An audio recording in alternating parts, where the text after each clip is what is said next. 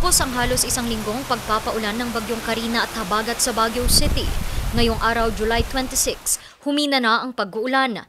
Naging malaking tulong para maibsan ang pagbaha sa 4 na barangay sa Baguio ang tuloy-tuloy na pagbabantay ng mga barangay officials ng Lower Rock Quarry sa level ng tubig ng Siltation Dam o mas kilala bilang City Camp Lagoon. Kung pababayaan po namin kasi ma'am, mag-accumulate yung mga basura. Meron naghuhulog kasi. So kailangan namin tanggalin para kahit lumakas yung ulan, kahit malaki ang flow ng tubig natin, kakayanin ng siltation natin. Mula kahapon, isinasagawa na ang clearing operations ng mga otoridad sa lungsod. Wala namang naiulat na nasugatan o namatay sa 17 mga naitalang pagguho ng lupa sa Baguio. Pero pansamantala munang inilikas ang aabot sa 74 na pamilyang apektado ng bagyo. Sa probinsya ng Benguet, sinimulan na ang clearing operation sa Cannon Road, partikular sa Barangay Camp 4.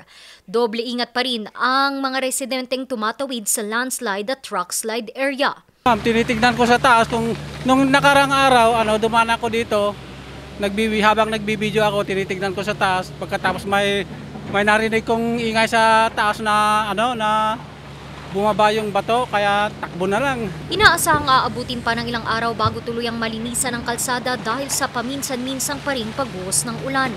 Humupa naman na ang halos abot tuhod na baha sa naturang lugar.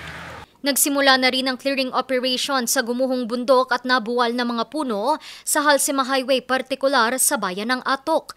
Linilinisan na rin ang mga nabuwal na puno sa iba't ibang parte ng La Trinidad, Benguet.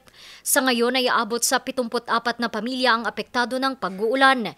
Higit 50 sa kanila nasa mga evacuation centers.